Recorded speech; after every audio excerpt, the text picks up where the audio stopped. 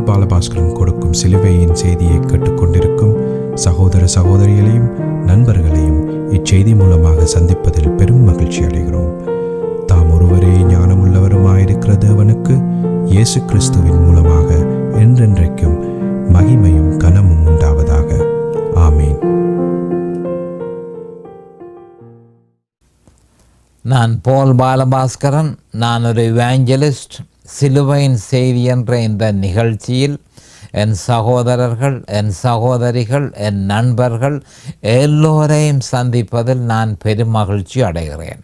இந்த அருமையான நேரத்தை கர்த்தராகிய இயேசு கிறிஸ்து எங்களுக்கு ஒதுக்கி தந்திருக்கிறார். இந்த நேரத்தில் கர்த்தருடைய வேத வார்த்தைகளை உங்களோடு பகிர்ந்து கொள்வது எனக்கு மிகுந்த சந்தோஷத்தை அளிக்கிறது என்பதை நீங்கள் அறிந்து கொள்ள வேண்டும். கர்த்தருடைய வார்த்தை என்று சொல்லும் பொழுது அந்த வார்த்தையினாலேயே நாம் பிழைப்போம் என்று சொல்லி மத்தேயு 4:4 சொல்லப்பட்டிருக்கிறது. இன்னும் பார்க்க போனால் 1 கொரிந்தியர் 2:2 சிலுவையில் அறையப்பட்ட இயேசு கிறிஸ்து என்று சொல்லப்பட்டிருக்கிறது. அந்த வார்த்தை தான் சிலுவையில் அறையப்பட்ட இயேசு கிறிஸ்து என்பதை நாம் அறிந்து கொள்ள வேண்டும். ஆனபடியால் என் சகோதரர்கள், நாங்கள் தேவனுடைய வார்த்தையை அறிந்து கொள்ள இந்த இடத்துல கூடியிருக்கிறோம் என்று நினைப்பார்களாயில் அவர்கள் சிலுவையில் அறையப்பட்ட இயேசு கிறிஸ்துவை அறிய இந்த நேரத்தில் நாங்கள் கூடியிருக்கிறோம் என்று எடுத்துக்கொள்வது பொருத்தமானது என்பதை நான் முன்கூட்டியே உங்களுக்கு அறிவிக்க விரும்புகிறேன். ஏற்கனவே நான் தெரிந்து கொண்ட வேத வார்த்தை ரோமர் 6:9. ரோமர் 6:9 அந்த வேத வார்த்தையை பார்ப்போம். மரித்தோரிலிருந்து எழுந்த கிறிஸ்து இனி மரிப்பதில்லை என்று அறிந்திருக்கிறோம். மரணம் இனி அவரை ஆண்டு கொள்வதில்லை. மறுபடியும் வாசிக்கிறேன். மரித்தோரிலிருந்து எழுந்த கிறிஸ்து இனி மரிப்பதில்லை என்று அறிந்திருக்கிறோம். மரணம் இனி அவரை ஆண்டு கொள்வதில்லை என்று சொல்லப்பட்டிருக்கிறது. இதற்கு நான் தெரிவு செய்த வேத வாக்கியம் மரணம் இனி ஆண்டு கொள்வதில்லை என்பதை நாம் அறிந்து கொள்ள வேண்டும். மரணம் இனி ஆண்டு கொள்வதில்லை. இப்பொழுது நாங்கள் தலையங்கம், குறிப்பாக இதற்கு நான் தெரிவு செய்த தலையங்கம் மரணம் இனி ஆண்டு கொள்வதில்லை. நாம் அப்பொழுது ஜெபத்திற்கு கடந்து செல்லுவோம். அருமையானங்கள் பிதாவே, உமக்கு ஸ்தோத்திரம். பரலோகத்தின் தேவனே, உமக்கு அண்டண்டைக்கும் ஸ்தோத்திரம். கர்த்தராகிய எங்கள் ஆண்டவரே, உமக்கு ஸ்தோத்திரம். தேவரீருமுடைய குமாரன் இயேசு கிறிஸ்துவ பலியாக சிலுவையில் ஒப்பு கொடுத்து அவருடைய விலையேறப்பெற்ற இரத்தத்தினால் நீர் எங்களை மீட்டுக்கொண்டீர். அதற்காக அண்டண்டைக்கும் ஸ்தோத்திரம் ஆண்டவரே. என் சகோதர சகோதரிகள், இதனை கேட்டுக்கொண்டிருப்பவர்கள் எல்லோரையும் ஆசீர்வதித்து அபிஷேகித்து உம்முடைய வேத வார்த்தைகளை அறிந்து கொள்ளக்கூடிய பாக்கியத்தை அவர்களுக்கு கொடுத்தருள வேணுமென்றும், அதே நேரம் அடியேனையும் அபிஷேகித்து அவர்களுக்கு நிதானமான முறையில் போதிக்க உம்முடைய பரிசுத்த ஆவியானவர் தாமே முன்னின்று போதனையை செய்ய வேணுமென்று இயேசு கிறிஸ்துவின் நாமத்தினால் கேட்டுக்கொள்கிறேன் பிதாவே. Amen and amen and amen. Hallelujah, hallelujah, hallelujah. Thank you, Jesus. Praise the Lord, praise the Lord, praise the Lord. அப்போ இந்த ரோமர் 6:9 நான் தெரிந்து கொண்ட தலையங்கத்தை மறுபடியும் சொல்ல விரும்புகிறேன். ஏனென்று சொன்னால் அது ஒரு மிக முக்கியமான ஒரு விஷயம். மரணம் இனி ஆண்டு கொள்வதில்லை. அப்போ மரணம் இனி ஆண்டு கொள்வதில்லை என்றால் கிறிஸ்து இனி மரிக்க வேண்டிய அவசியமே இல்லை. எல்லாம் சிலுவையில் செய்து முடிந்தது என்பதை நாம் கடந்த செய்தியில் விவரமாக பார்த்தோம். ஆனால் அங்கே ஒரு விஷயம் ரோமர் 2:7-11 நான் கடைசியாக அந்த செய்தியின் கடைசி பகுதியில் ரோமர் 2:7-11 நான் உங்களுக்கு வாசித்திருந்தேன். எவன் நன்மை செய்கிறானோ அவனுக்கு, அப்போ கிறிஸ்தவனாக இருக்கிறவன் அவன் தனக்கு நன்மை செய்ய வேணும். அப்போ அவன் நன்மை செய்ய வேணுமா இருந்தால் அவன் என்ன செய்ய வேணும்? அவர் செய்து முடித்ததை அவரை விசுவாசிக்க வேணும். அவர் சிலுவையில் செய்து முடித்ததை விசுவாசிக்க வேணும். அந்த விசுவாசத்தில் நிலைத்திருப்பானாய் இருந்தால் அவனுக்கு மகிமை, கனம், சமாதானம் உண்டாகும். இல்லையோ அவனுக்கு உபத்திரமும் வியாகுலமும் உண்டாகும் என்று சொல்லி பரிசுத்த ஆவியானவர் தெளிவாக பவுல் அப்போஸ்தலர் மூலம் சொல்லியிருக்கிறார். அப்போ நாம் ரட்சிப்புக்கு மனுஷன் ரட்சிப்புக்கு வேறு எதனிலும் தங்கி இருக்கக்கூடாது. சிலுவையில் அறையப்பட்ட இயேசு கிறிஸ்துவை தவிர வேறொன்றிலும் ரட்சிப்புக்கு மனுஷன் தங்கி இருக்கக்கூடாது. அப்போ அவன் வேறு எதனையும் விசுவாசிக்காமல் கிறிஸ்துவையும் கிறிஸ்து சிலுவையில் நிறைவேற்றியதையும் விசுவாசித்து அந்த விசுவாசத்திலே அவன் நிலைத்திருப்பானால் மகிமை அவனுக்கு கிடைக்கும், கனம் அவனுக்கு கிடைக்கும், அழியாமை அவனுக்கு கிடைக்கும், நித்திய ஜீவன் அவனுக்கு கிடைக்கும். இதை அவன் தேவனிடத்திலிருந்து பெற்றுக்கொள்கிறான். கவனமாக கேட்டுக்கொள்ளுங்கள். மிக முக்கியமான விஷயம், மனுஷன் நன்மை செய்வானாய் இருந்தால் அவனுக்கு மகிமை, கனம், அழியாமை, நித்திய ஜீவன் ஆகியவை தேவனிடத்திலிருந்து அவன் பெற்றுக்கொள்ள முடியும். அப்படி அவன் தனக்கு நன்மை செய்ய விருப்பம் இல்லையா இருந்தால் அவன் உபத்திரவத்தையும் வியாகுலத்தையும் தேவனிடத்திலிருந்து பெற்றுக்கொள்வான். பட்சபாதம் இல்லை என்று சொல்லி தெளிவாக சொல்லியிருக்கிறார். எல்லாருக்கும் இதே மாதிரியே நடக்கும் என்பது ரோமர் 2:7-11 பரிசுத்த ஆவியானவர் தெளிவாக சொல்லியிருக்கிறார். அப்போ சிலுவையில் அறையப்பட்ட இயேசு கிறிஸ்துவ விலக்கி வேறு எதனையும் விசுவாசிக்கிறவன் அநியாயம் செய்கிறான். ஒருவன் நன்மை செய்கிறான், மற்றவன் அநியாயம் செய்கிறான். நன்மை செய்கிறவன் சிலுவையில் அறையப்பட்ட இயேசு கிறிஸ்துவை விசுவாசித்து அந்த விசுவாசத்தில் நிலைத்திருக்கும் பொழுது அவன் தனக்கு நன்மை செய்கிறான். அதில் சிலுவையில் அறையப்பட்ட இயேசு கிறிஸ்துவை விசுவாசிக்க மாட்டேன் என்பவன் அநியாயம் செய்கிறான். அது மட்டுமல்ல, அவன் தேவனுக்கு எதிராக யுத்தம் செய்கிறான் என்பதை நாம் அறிந்து கொள்ள வேண்டும். தேவனுக்கு எதிராக யுத்தம் செய்கிறான் என்று சொல்லி ரோமர் 8:7 சொல்லப்பட்டிருக்கிறது. எப்படி என்றால், மாம்ச சிந்தை தேவனுக்கு விரோதமான பகை. மாம்ச சிந்தை தேவனுக்கு விரோதமான பகை. அது தேவனுடைய நியாயப்பிரமாணத்துக்கு கீழ்ப்படியாமலும் கீழ்ப்படிய கூடாமலும் இருக்கிறது என்று சொல்லி ரோமர் 8:7 சொல்லப்பட்டிருக்கிறது. அப்போ தேவனுடைய சிந்தை என்ன? ஆண்டவராகிய இயேசு கிறிஸ்துவையும் அவர் சிலுவையில் செய்து முடித்ததையும் ஏற்று அதை விசுவாசித்து அந்த விசுவாசத்தில் நிலைத்திருக்கிறது. மாம்ச சிந்தை என்றால் என்ன? அதனை ஏற்காமல் வேறொன்றை விசுவாசித்து அதன் மூலம் தேவனிடத்தில் இருந்து எல்லாவற்றையும் பெற்றுக்கொள்ளலாம் என்று வீணான முயற்சியில் ஈடுபடும் பொழுது தேவன் அதை எப்படி பார்க்கிறார் என்று சொன்னால், அது தனக்கு பகைமையாக அவன் இருக்கிறான் என்று சொல்லியும், அது மட்டுமல்ல தேவனுக்கு எதிராக யுத்தம் செய்கிறான் என்று சொல்லியும் அவர் சொல்கிறார். அப்போ அது தேவனுடைய நியாய பிரமாணத்துக்கு கீழ்ப்படியாமலும் கீழ்ப்படியக்கூடாமலும் இருக்கிறது. அதென்ன தேவனுடைய பிரமாணம்? தேவனுடைய நியாய பிரமாணம் என்ன? அதாவது தேவனால் நியமிக்கப்பட்ட வழியை பின்பற்றுகிறது தான் தேவனுடைய நியாய பிரமாணத்துக்கு கீழ்ப்படுகிறது. தேவனால் நியமிக்கப்பட்ட வழி என்ன? சிலுவையில் அறையப்பட்ட இயேசு கிறிஸ்து. அப்போ தேவனால் நியமிக்கப்பட்ட வழியை விட்டு விலக்கி வேறு எதையாவது செய்ய மனுஷன் முயற்சிப்பானா இருந்தால் அவன் மாம்ச சிந்தையில் இருக்கிறான். மாம்ச சிந்தையில் இருக்கிறபடியினால் அவன் நியாயப்பிரமாணத்துக்கு, தேவனுடைய நியாயப்பிரமாணத்துக்கு கீழ்ப்படியாமலும் கீழ்ப்படிய கூடாமலும் இருக்கிறது என்பதை நாம் அறிந்து கொள்ள வேண்டும். அவன் மேல் உக்கிர கோபாக்கின வரும் என்று சொல்லப்பட்டிருக்கிறது. அதாவது தெளிவாக அவன் மேல் உக்கிரமான கோபாக்கின வரும் என்று சொல்லி தேவன் உறுதிப்படுத்தி இருக்கிறார். அவன் மரணத்துக்குரிய பாவத்தை செய்கிறான். யோவான் 16:9 1 யோவான் 5:16-17 சொல்லப்பட்டிருக்கிறது.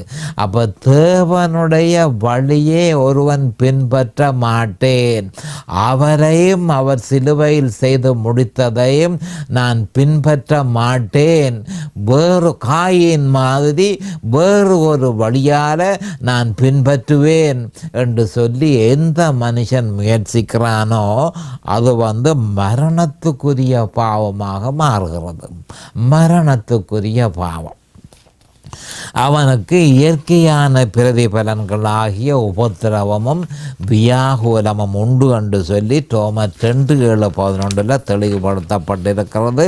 அப்போ யூதர்கள் முதலாவதாகவும் அடுத்ததாக கிரேக்கர்கள் என்று சொல்லப்படும் பொழுது புறஜாதிகளை பற்றி சொல்லப்படுகிறது.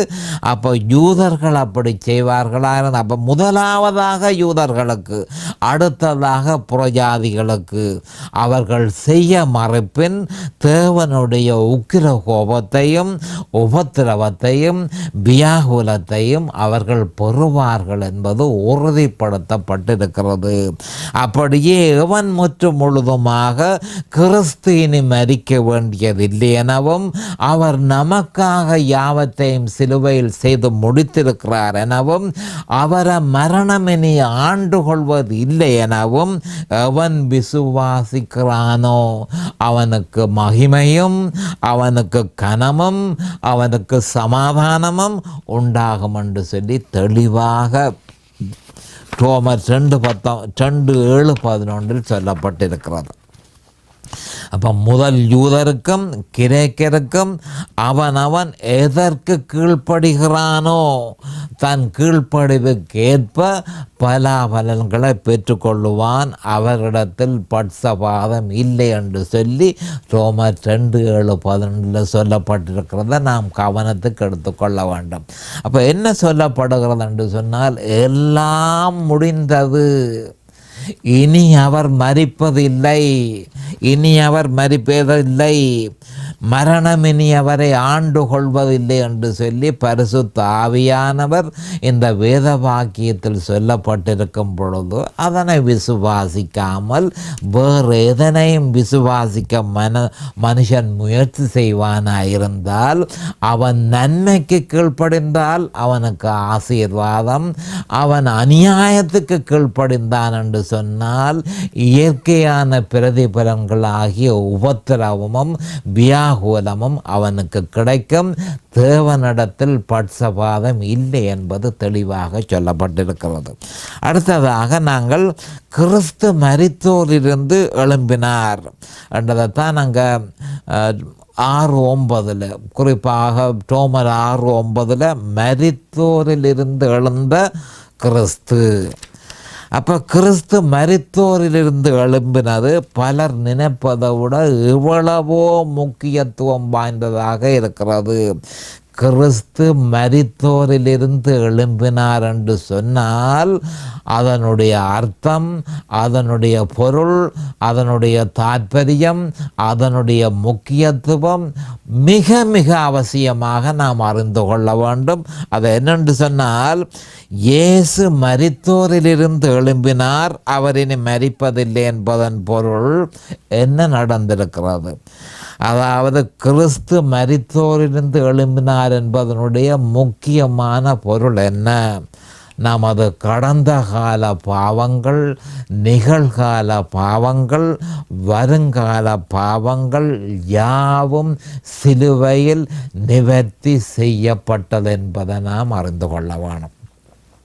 அப்போ கிறிஸ்து மரித்தோரிலிருந்து எழும்பினார் என்று சொல்லி பரிசுத்த ஆவியானவர், அதாவது மரித்தோரிலிருந்து எழுந்த கிறிஸ்து என்று சொல்லப்பட்டு கிடக்கு.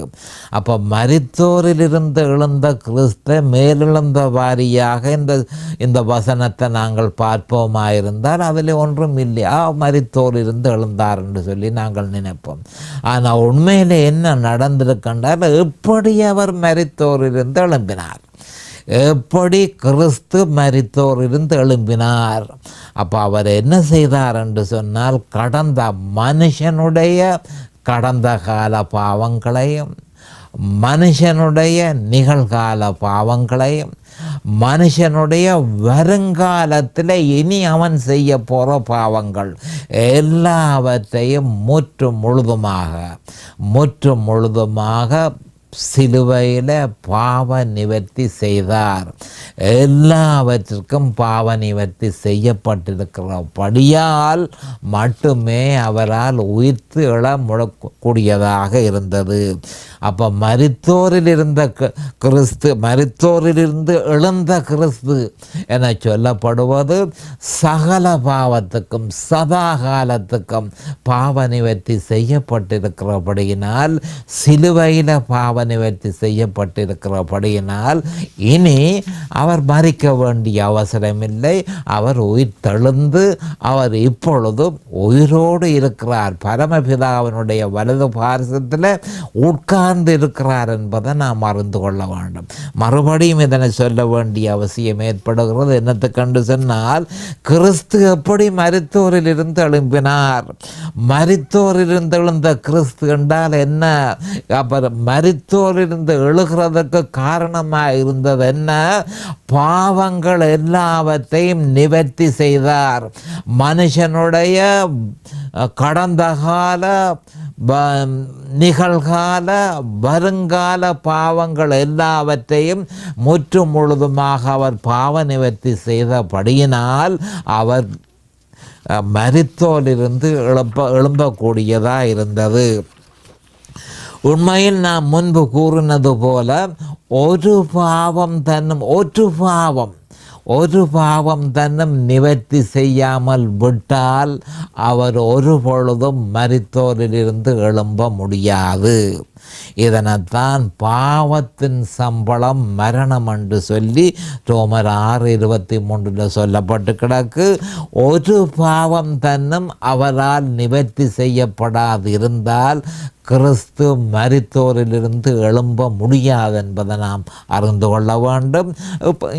இந்த வேத வாக்கியத்தின்படி அவர் மரித்தோரிலிருந்து எழுந்தார். அப்படியா இருந்தால் சகல பாவங்களும் நிவர்த்தி செய்யப்பட்டது. கிறிஸ்தவனிட மிகுந்த உற்சாகத்தோடு சந்தோஷத்தோடு விசுவாசிக்க வேண்டிய ஒரு விஷயம், என்னுடைய பாவங்கள், என் கடந்த கால பாவங்கள், என்னுடைய நிகழ்கால பாவங்கள், என்னுடைய வருங்கால பாவங்கள் எல்லாவற்றிற்கும் நிவர்த்தி செய்யப்பட்டிருக்கிறது. ஆனபடியால் கிறிஸ்து உயிர்த்தெழுந்தார். அப்ப கிறிஸ்து உயிர்த்தெழுந்தது தான் ஒரே ஒரு நிரூபணம், சகல பாவத்திற்கும் நிவர்த்தி செய்யப்பட்டிருக்கிறது. இதை ஏற்கனவே பாவத்தின் சம்பளம் மரணம் என்று சொல்லப்பட்டு கிடக்கு. அப்ப கிறிஸ்து ஒரு பாவத்தை தன்னும் அவர் நிவர்த்தி செய்யாமல் இருந்தால் அவர் ஒழும்பி இருக்க இயலாது.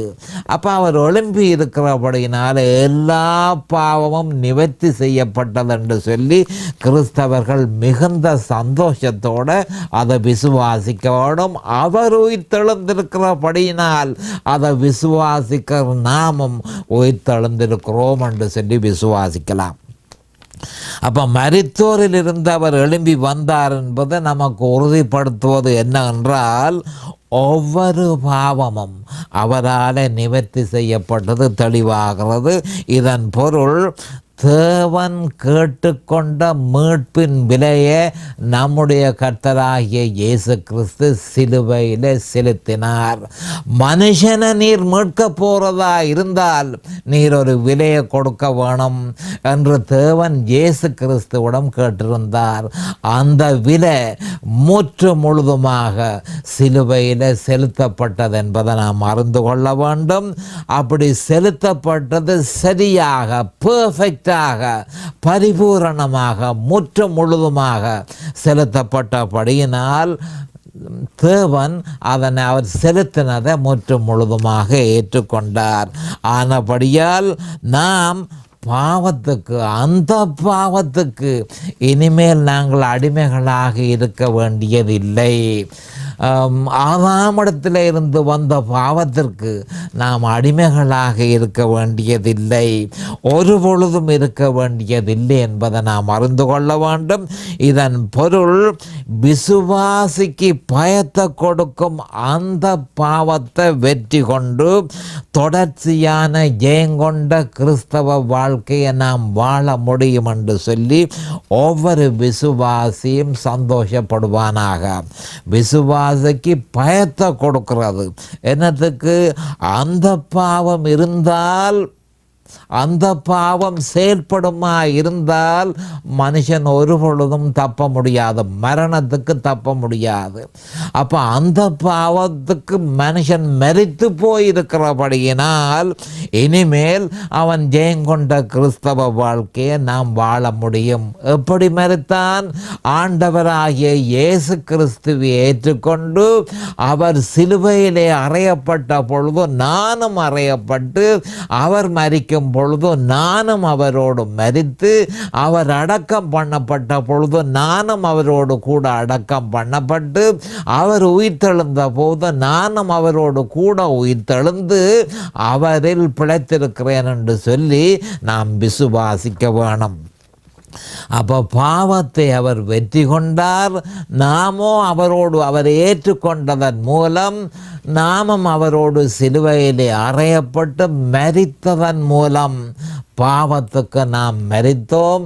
ஆனபடியால் இனிமேல் பாவம் நம்மை ஆள முடியாது என்பதை மனுஷன் தொடர்ந்து விசுவாசிக்க வேண்டும், தொடர்ந்து விசுவாசிக்க வேண்டும்.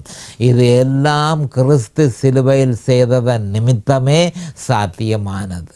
மனுஷனாலே இது முடியாது, கிறிஸ்து சிலுவையில் செய்து முடித்ததன் நிமித்தமே இது சாத்தியமானது என்பதை நாம் தெளிவாக அறிந்து கொள்ள வேண்டும். அவருடைய உயிர்த்தெழுதல் அலுவல் முடிந்தது என்பதை உத்தரவாதம் செய்கிறது. அதுதான் நிரூபணம். அவருடைய உயிர்த்தெழுதல் நமக்கு ஒரு ப்ரூஃப். என்ன ப்ரூஃப்? நமக்கு செய்ய வேண்டியதெல்லாம் சிலுவையில் செய்யப்பட்டு முடிந்தது என்பதற்கு அவருடைய உயிர்த்தெழுதல் ஒரு நிரூபணமாக இருக்கிறது. அப்போ சாத்தானை திருப்திப்படுத்துவதற்காக இயேசு சிலுவைக்கு செல்லவில்லை என்பதை நாம் அறிந்து கொள்ள வேண்டும். என்று சொன்னால் சில மனுஷர்கள் தப்பான அபிப்பிராயத்தை உடையவர்களாக இருக்கிறார்கள். கிறிஸ்தவர்களே அந்த மாதிரியான அபிப்பிராயத்தை உடையவர்களாக இருக்கிறார்கள். சாத்தானை திருப்திப்படுத்துவதற்காகத்தான் நம்முடைய ஆண்டவராகிய இயேசு கிறிஸ்து சிலுவைக்கு போனார் என்று சொல்லி சில கிறிஸ்தவர்கள் நம்புகிறார்கள், இன்னும் நம்புகிறார்கள். ஒரு பொழுதும் இல்லை, அப்படி இல்லை என்பதை நாம் தெளிவாக ஏற்றுக்கொள்ள வேண்டும். மனுஷன் தேவனுக்கு கொடுக்க வேண்டிய கடனை செலுத்துவதற்காகவே அவர் சிலுவைக்கு சென்றார். அப்ப இயேசு கிறிஸ்து எதற்காக சிலுவைக்கு சென்றார்? மனுஷன் தேவனுக்கு செலுத்த வேண்டிய கடன் உண்டே. அந்த கடன் என்ன? பாவத்தின் கடன். மனுஷன் தேவனுக்கு எதிராக பாவத்தை செய்து ஏராளமான கடனை தேவனுக்கு செலுத்த வேண்டியதாக இருக்கிறது. மனுஷனால் அது இயலாமல் போனபடியினால் தேவன் மனுஷனாக வந்து முற்று முழுதுமாக தன்னை பலியாக கொடுத்து அந்த மீட்பின் விலையை சிலுவையில் செலுத்தி மனுஷனை அந்த கடனில் இருந்து விடுதலை கொடுத்தார் என்பதை நாம் அறிந்து கொள்ள வேண்டும். அப்போ அந்த மீட்பின் விலையை மனுஷனால் செலுத்த முடியாது. ஆனபடியால் அவனுக்காக ஆண்டவர் அதனை செலுத்தினார். அவரை விசுவாசிக்கிற எந்த மனுஷனுக்கும் அந்த கடன் இல்லை, பாவத்தின் கடன்கள் இல்லை. அவர் எனக்காக தன்னுடைய இரத்தத்தை சிந்தி அந்த இரத்தத்தை விலையாக கொடுத்து அதன் மூலம் என்னுடைய பாவத்தின் கடன்களை செலுத்தினார் என்று சொல்லி எந்த மனுஷன் விசுவாசிக்கிறானோ அவன் பாவத்தினுடைய கடனில் இருந்து பூரணமாக விடுதலை அடைகிறான். ஆனால் சாத்தான் இதனை ஏற்றுக்கொள்ளப் போவதில்லை. கவனமாக கேட்டு கேட்டுக்கொள்ளுங்கள். இவைகள் எல்லாவற்றையும் நாங்கள் இப்படி சொல்லலாம். ஆனால் சாத்தானோ அவ்வளவாக அவன் ஏற்றுக்கொள்ள மாட்டான் என்பதை நாங்கள் யாத்திராகமம் 5ஆம் அதிகாரத்தில் அறிந்து கொள்ள முடியும்.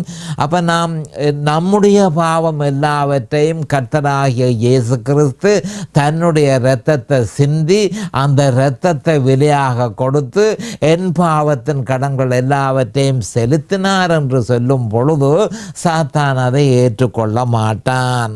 அவனுடைய வஞ்சக புத்திக்கு இந்த உண்மை எதிராக இருக்கிறது என்பதை நாம் அறிந்து கொள்ள வேண்டும்.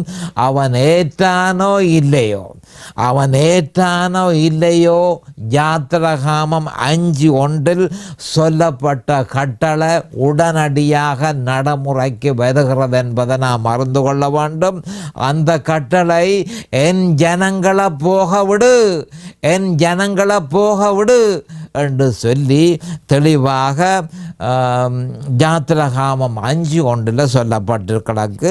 ஆனபடியால் மறுபிறப்பை பெற்ற ஒவ்வொரு கிறிஸ்தவனும் அந்த கட்டளையை விசுவாசித்து அந்த கட்டளை தனக்குரியது என்று சொல்லி அவன் எடுத்துக்கொள்ள வேண்டும். எனக்குத்தான் அந்த கட்டளை எனக்காக அவர் கொடுத்தார்.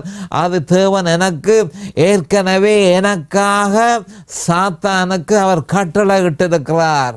என் ஜனங்களை போக விடுகண்டு கட்டளை இட்டிருக்கிறார்.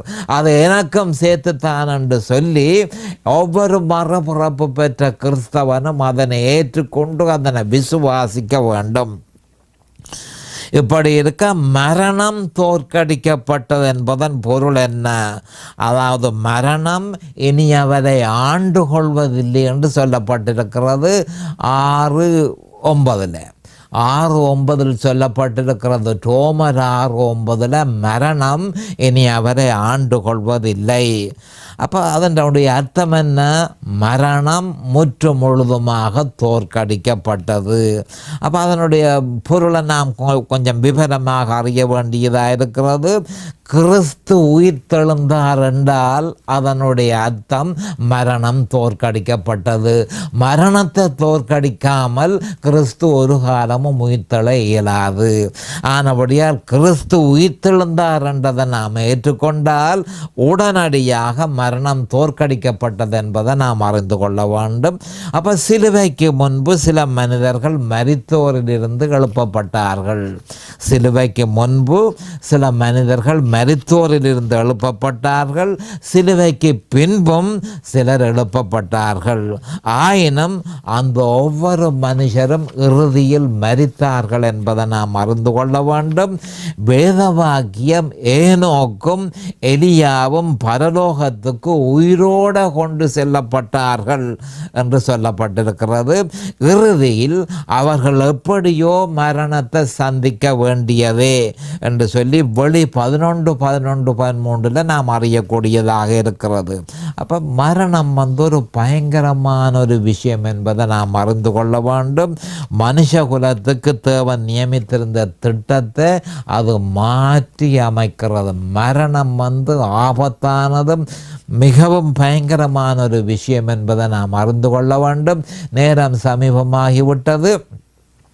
அடுத்த செய்தியில் நான் உங்களை சந்திக்கும் வரையும் கர்த்தராகிய இயேசு கிறிஸ்துவின் நாமத்தினால் நான் உங்களை ஆசீர்வதிக்கிறேன். அவருடைய கிருபையும் இரக்கமும் உங்களுக்கு தாராளமாக கிடைப்பதாக.